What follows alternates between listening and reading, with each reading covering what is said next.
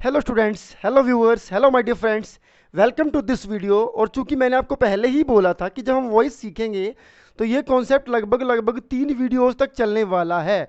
तो एक वीडियो हम लोग कर चुके हैं जिसके अंदर मैंने आपको कुछ बेसिक्स बताए थे एक्टिव एंड पैसिव वॉइस के। आज हम डिस्कस करने वाले हैं कुछ और चीज़ें जहां पर मैं आपको सिखाने वाला हूं कि कुछ मिसलेनियस एग्जाम्पल्स को कैसे चेंज किया जाए, मतलब कुछ मिसलेनियस सेंटेंसेस को कैसे चेंज किया जाए एक्टिव से पैसिव के अंदर। तो उसमें क्या क्या चीज़ें हम सीखने वाले हैं। हम सीखेंगे इंटरोगेटिव सेंटेंसेस, हम सीखेंगे इंपेरेटिव सेंटेंसेस, और हम सीखेंगे देयर से स्टार्ट होने वाले कुछ सेंटेंसेस। और इनको अगर ये एक्टिव वॉइस के अंदर होते हैं तो पैसिव के अंदर कैसे चेंज किया जाए। स्टूडेंट्स, मैं आपको एक बात बता दूं इस वीडियो में आगे बढ़ने से पहले और ये बात पूरी करने से पहले, आप इस लिंक को फटाफट से शेयर कर दीजिए सो दैट आपके सभी फ्रेंड्स जो है आपके साथ कनेक्ट हो सके और एक साथ आप पढ़ सके मिल करके इस टॉपिक को। तो एक बात मैं आपको बता दूं कि जो 5 basic rules we have already discussed in the last video, in the last session, these are the most important things in the chapter voice. वो 5 चीज़ें सबसे इंपॉर्टेंट होती हैं whenever you are changing the interrogative sentence into passive form or imperative sentence or a sentence starting with there. In all these kind of sentences, these 5 rules, these are the king rules, मतलब ये king हैं। ठीक है, तो आप जब भी किसी भी टाइप के सेंटेंस को अगर आप चेंज करने चलते हैं तो ये रूल आपको जरूर फॉलो करने हैं। मतलब मैंने वहां पर आपको एक बेसिक पॉइंट भी बताया था कि आपको बी और वर्ब की थर्ड फॉर्म का जरूर ध्यान रखना है। ये आपका की पॉइंट है। अगर आप एक्टिव से पैसिव को लेकर के जा रहे हैं तो की पॉइंट आपका बी प्लस वर्ब की थर्ड फॉर्म रहने वाला है। और अगर सेंटेंस कैसे भी मोल्ड करके आपके सामने आता है तो वहां पर आपको कंफ्यूज होने की जरूरत नहीं है। यहां पर आपको बताने वाला हूं कि कंफ्यूजन का ये पॉइंट नहीं है, सिर्फ आपको बेसिक चीजों को ध्यान रखना है।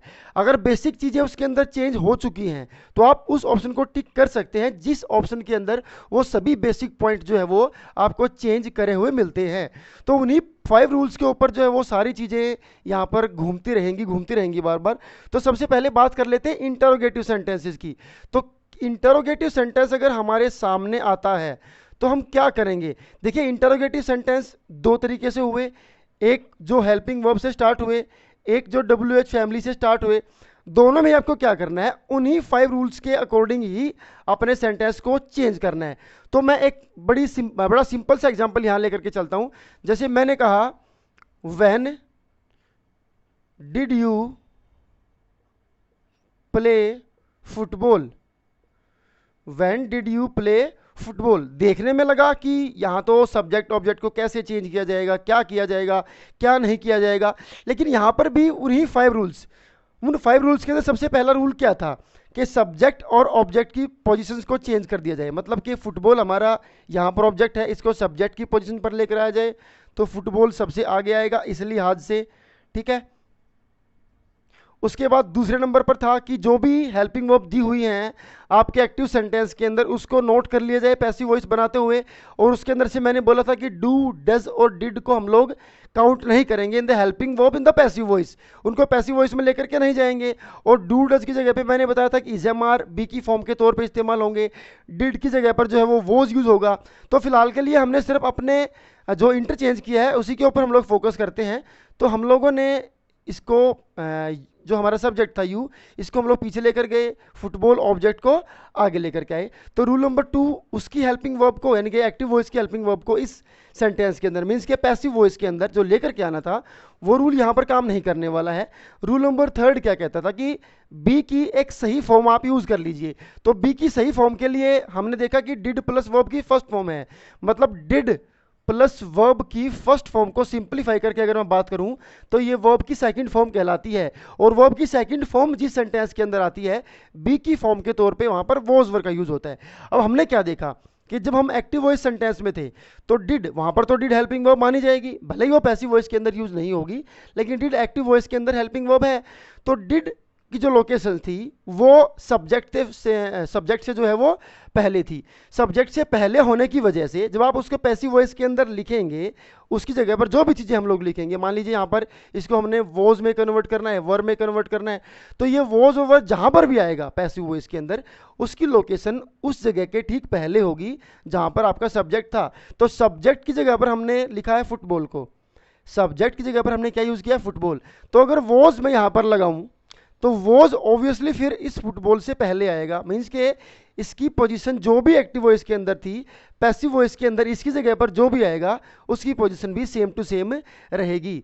रूल नंबर जो नेक्स्ट था वो कहता था कि आपकी जो भी वर्ब है उसको थर्ड फॉर्म के अंदर आप कन्वर्ट कर लीजिए। तो हमारी वहाँ पर वर्ब थी प्ले, तो उसकी थर्ड फॉर्म होती है प्लेड। उसके बाद रूल था कि भैया बाई लगा दीजिए, तो हमने बाई लगा दिया। लास्ट में चूंकि इंटरोगेटिव था तो क्वेश्चन मार्क लगा दिया। अब हमारे पास ये वैन बचता है, भाई वैन को तो हमने कहीं पर चेंज किया ही नहीं है, इसका तो कोई कॉन्सेप्ट उन 5 रूल्स के अंदर नहीं था। जो भी चीज़ें उन 5 रूल्स से बाहर है, मतलब मान लीजिए कोई भी चीज़ उन 5 रूल्स से बाहर है, तो वो चीज़ एक्टिव वॉइस के अंदर जहाँ पर यूज़ की गई उसको एज इट इज़ आप वहीं पर यूज़ कर दीजिए। तो ये वैन स्टार्टिंग में था तो यहाँ पर भी ये वैन स्टार्टिंग में आएगा, तो when was football played by you, तो ये हमारा सेंटेंस बनेगा। एक और एग्जांपल यहाँ पर लेते हैं, एक और एग्जांपल से समझने की कोशिश करते हैं। तो ये कॉन्सेप्ट जो है आज आपके दिमाग में कुछ ऐसे फिट करने वाला हूँ कि चाहे कुछ भी हो, मतलब हो सकता है आपकी याददाश्त जाए लेकिन ये चीज़ आपके दिमाग से नहीं जाएगी। तो अगला रूल क्या कहता है, why are you not, why are you not, अब हम उस प्लेइंग को यहाँ पर लेकर आते हैं वाई अलग फॉर्म में, why are you not playing hockey, कि भैया आप हॉकी क्यों नहीं खेल रहे हैं, ठीक है। तो why are you not playing hockey. चलिए अब इस सेंटेंस को फिर से हम चेंज करते हैं, सेम पैटर्न लेकर के आते हैं। ये हमारा ऑब्जेक्ट है, ये हमारा सब्जेक्ट है, इनकी पोजीशन को बदल देते हैं। तो हॉकी को आगे लेकर के आते हैं, ये लीजिए hockey. Use of helping verb active voice into passive voice, तो पैसिव एक्टिव वॉइस की जो भी हेल्पिंग वर्ब थी उसको पैसिव वॉइस में लेकर के आए, तो वहां पर हेल्पिंग वर्ब थी आर। आर का मतलब होता है इज एम आर, आर का मतलब होता है इज बी एम बी और आर बी। तो उसके अकॉर्डिंग हॉकी के साथ हम लोग आर को नहीं लिखेंगे, इज को लिखेंगे। लेकिन हमें समझना क्या है, इस यू की जो पोजीशन थी उस पोजीशन पे हमने हॉकी को रखा है, लेकिन हमारी जो हेल्पिंग वर्ब है, इससे पहले सेंटेंस में भी मैंने आपको समझाने की कोशिश करी थी कि हमारे पैसिव वॉइस के अंदर उस सब्जेक्ट की पोजीशन पर हमने हॉकी को रखा है, हमारी हेल्पिंग वर्ब उस सब्जेक्ट से आगे है। तो जब उसको पैसिव वॉइस के अंदर नोट डाउन करेंगे तो उसकी पोजीशन वहां पर भी सेम रखेंगे। तो इस आर की जगह पर जो भी आएगा वो हमारे सब्जेक्ट से पहले आएगा, मतलब सब्जेक्ट का मतलब ये हॉकी यहाँ पर है, ठीक है। तो इज हॉकी, उसके बाद नोट जहाँ पर है वो वहीं पर आएगा। उसके बाद कहता है बी की कोई फॉर्म लगा दीजिए जी। अब बी की फॉर्म क्या लगेगी, आईएनजी वाली वर्ब यहाँ पर है, तो बी की भी आईएनजी वाली फॉर्म लगेगी, मींस के फोर्थ फॉर्म जो बी की होती है बीइंग।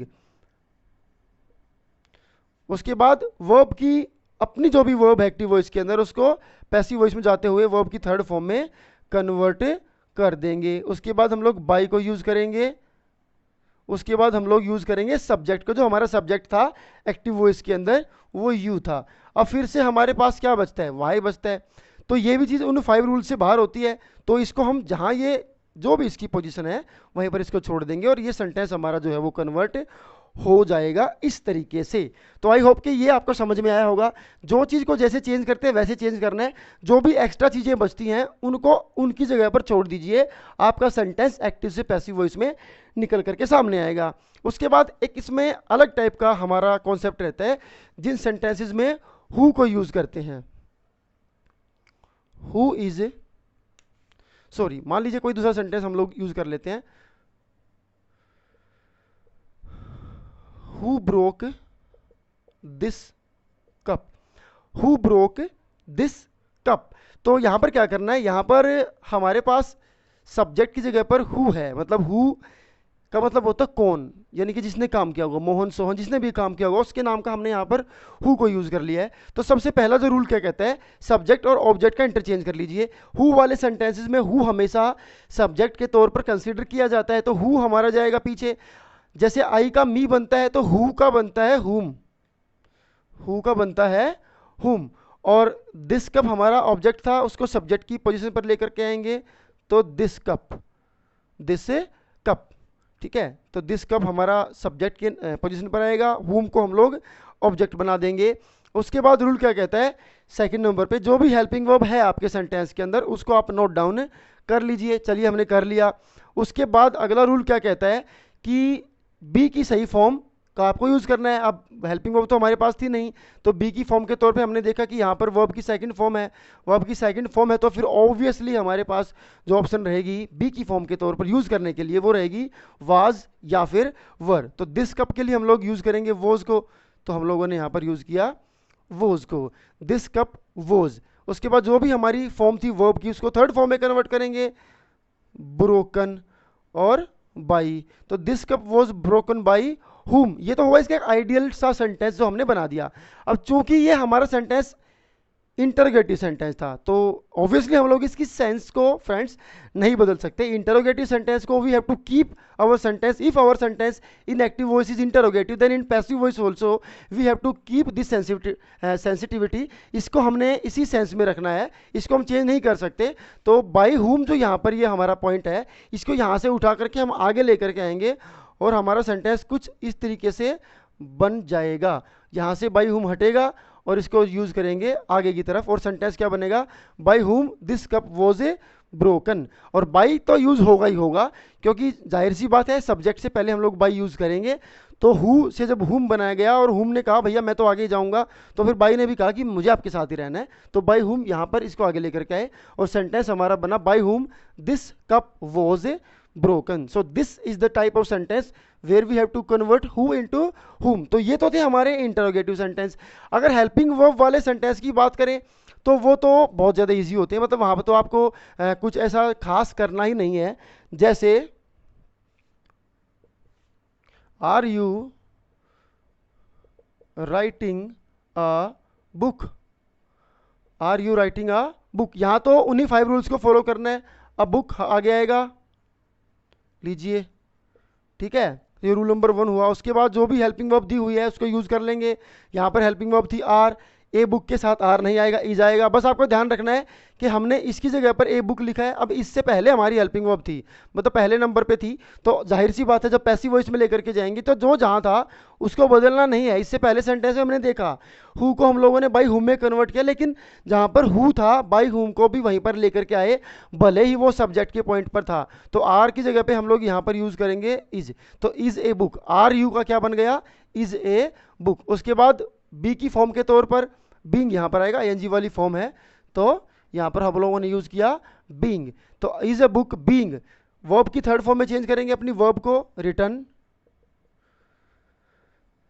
बाय यू को पीछे लेकर के जाएंगे, बाय यू और क्वेश्चन मार्क। तो ये था तरीका उन सेंटेंसेस को जहां पर स्टार्टिंग आपकी हेल्पिंग वर्ब से होती है। तो इंटरोगेटिव तो आपको आई होप समझ में आए होंगे। उसके बाद दूसरे नंबर पर हम आज पढ़ने वाले हैं इम्पेरेटिव सेंटेंसेस। यहाँ पर आपको थोड़ी सी टफ चीज़ें लगेंगी। इम्पेरेटिव सेंटेंसेस कौन से, जहाँ पर रिक्वेस्ट करना, कमांड देना, किसी को ऑर्डर देना, इस तरीके की चीज़ें रहती हैं। अमूमन जनरल ये सेंटेंस वर्ब की फर्स्ट फॉर्म से स्टार्ट होते हैं, कई बार प्लीज से स्टार्ट होते हैं, कई बार काइंडली से जो है ये स्टार्ट होते हैं, ठीक है, कई बार डू नॉट से भी स्टार्ट होते हैं। तो अलग अलग तरीके से ये सेंटेंस स्टार्ट होते हैं। यहाँ पर आपको ध्यान रखना है, या तो हम रिक्वेस्ट कर रहे हैं, कमांड कर रहे हैं, और इन सेंटेंसेस के अंदर आपको एक टेक्निकल पॉइंट बता दूं मैं, सब्जेक्ट आपको दिखाई नहीं देगा, तो हिडन सब्जेक्ट जो होता है वो यू होता है। मतलब आप ऑर्डर अगर देंगे तो यू को ही देंगे, जो आदमी वहाँ पर अवेलेबल है, जो आपको सुन रहा है उसी को आप ऑर्डर दे सकते हैं, उसी को आप सजेस्ट कर सकते हैं कि भाई मेरी हेल्प कर दीजिए। तो आपकी हेल्प कर दीजिए में कौन आपकी हेल्प करेगा, जो आपके सामने होगा, जो आपको सुन रहा होगा। जो इंसान वहाँ पर अवेलेबल नहीं होगा वो तो आपकी मदद कर नहीं पाएगा। तो एक सेंटेंस मैं यहाँ पर लेता हूँ, open the door, open the door. ये 3 तरीके से हम लोग इनको कन्वर्ट करते हैं, डिपेंड करता है आपके एग्जाम में कैसी ऑप्शन जो है वो आपके सामने रखी गई है।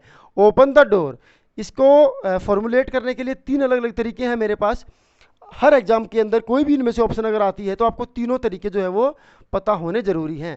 तो पहला तरीका क्या बोलता है कि यू को आप सब्जेक्ट मान लीजिए, यू, यू के बाद बी की फॉर्म के तौर पे आर यूज कीजिए, वर्ब की थर्ड फॉर्म के तौर पे जो भी सेंटेंस की सेंस बन रही है, मान लीजिए ये ऑर्डर है तो ऑर्डर की third form ordered, you are ordered. या अगर यहाँ पर रिक्वेस्ट की सेंस बन रही है तो यू आर रिक्वेस्टेड, कमांड की सेंस बन रही है यू आर कमांडेड। इस तरीके से आप लिख लीजिए। तो बी की फॉर्म के तौर पे हर बार आर को यूज करेंगे, वर्ब की थर्ड फॉर्म के तौर पे जो भी सेंस बन रही होगी उस वर्ब की थर्ड फॉर्म। उसके बाद टू को यूज करेंगे, यू आर ऑर्डर्ड टू, और इस सेंटेंस को फिर एज इट इज लिख देंगे, you are ordered to open the door. एक बार फिर समझिए, यू को हमने हर बार ये मानकर चलेंगे सब्जेक्ट है, यू को ये बात कही गई है। बी की फॉर्म के तौर पर हर बार हम लोग आर को यूज करेंगे, और वर्ब की थर्ड फॉर्म के तौर पे हर बार हम लोग ऑर्डर्ड, कमांडेड या रिक्वेस्टेड, जो भी सेंस वहां पर होगी उसको मेंटेन करके लिख देंगे। उसके बाद टू का यूज करेंगे हम लोग यहाँ पर, और उसके बाद उस सेंटेंस को एज इट इज यहाँ पर लिख देंगे। इसका दूसरा तरीका क्या कहता है? इसका दूसरा तरीका कहता है लेट। इसका दूसरा तरीका क्या बोलता है? आप इसको लेट से चेंज कर दीजिए। तो लेट के बाद क्या करेंगे? इसमें आप लेट यूज करेंगे। लेट के बाद जो हमारा ऑब्जेक्ट है उसको यूज करेंगे, लेट दी डोर। उसके बाद हम लोग बी को यूज करेंगे, बी, और जो भी हमारी वर्ब थी उसकी थर्ड फॉर्म, और वो थी ओपन, तो ओपन की थर्ड फॉर्म ओपनड। तो let the door B opened, ये भी एक तरीका है। जो थर्ड तरीका है वो एक डिस्प्यूट का विषय है, बहुत सारे स्कॉलर उसको नहीं मानते, कुछ लोग मानते हैं, बट आपको बता देता हूँ इसमें क्या करना है आपको। इसमें एक अलग तरीके की चीज़ें रहती हैं। फॉर एग्जाम्पल हमने यहाँ पर ओपन द डोर, तो हम लोग क्या करेंगे? सबसे पहले ऑब्जेक्ट को लिख लेंगे द डोर, उसके बाद हम लोग हर बार ना शुड का यूज करेंगे, should, the door should be opened by you, क्योंकि यू हमारा सब्जेक्ट है, तो शुड यहां पर हर बार जो है वो मेंशन करना होगा हमें। मान लीजिए यहां पर कोई दूसरा एग्जांपल था, ब्रेक दिस प्लेट, तो ऐसे ही तीन तरीके से बनेगा। This plate should be broken by you. अगर इस तरीके की बात करेंगे तो let this plate, let this plate be broken.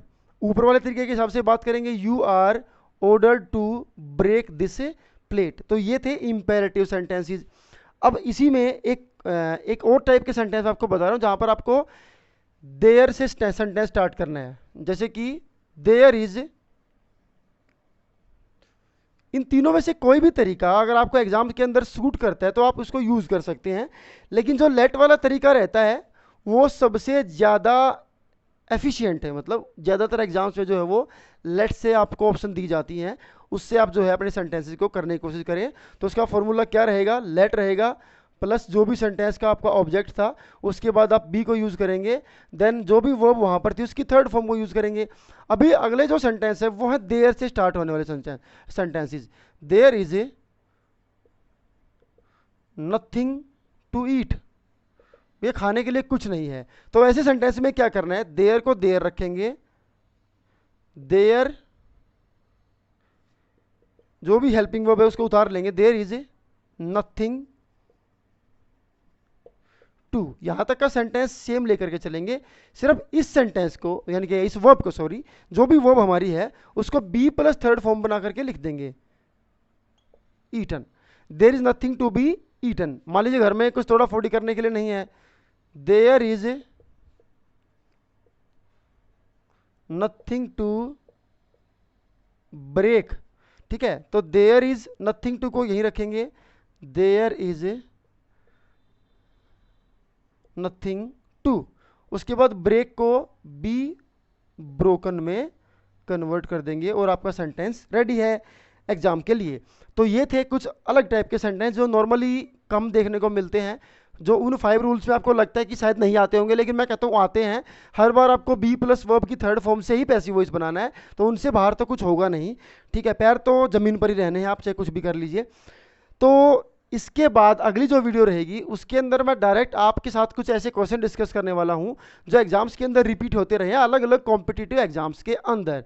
और मैं उस वीडियो के अंदर आपसे वो क्वेश्चन तो डिस्कस करूंगा ही, लेकिन उससे पहले वे सभी क्वेश्चंस मैं आपको टेस्ट के लिए देने वाला हूं, मतलब कि उन क्वेश्चंस को समझाने भी वाला हूं, बट उससे पहले आप लोगों को चेक करने वाला हूं कि आपने इन 2 वीडियोस के अंदर क्या सीखा। मतलब उस वीडियो में पहली बार ऐसा होगा कि उसी वीडियो में आपको मैं कॉन्सेप्ट भी कराने वाला हूं, यानी कि वो एग्जाम्पल्स भी कराने वाला हूं, और वही एग्जाम्पल्स मैं कराऊं इससे पहले आपको जवाब देने की कोशिश करनी है। तो चलिए मिलते हैं नेक्स्ट वीडियो के अंदर, और आई होप कि ये जो कॉन्सेप्ट हमने किया है एक्टिव और पैसिव वॉइस का, ये आपको समझ में आ गया होगा। और चलिए मिलते हैं नेक्स्ट वीडियो के अंदर। आई होप कि आपको हमारी वीडियोस, हमारा कंटेंट पसंद आता है। अगर आता है तो वीडियो को फटाफट से लाइक कर दीजिए और चैनल को सब्सक्राइब कर दीजिए। Thank you.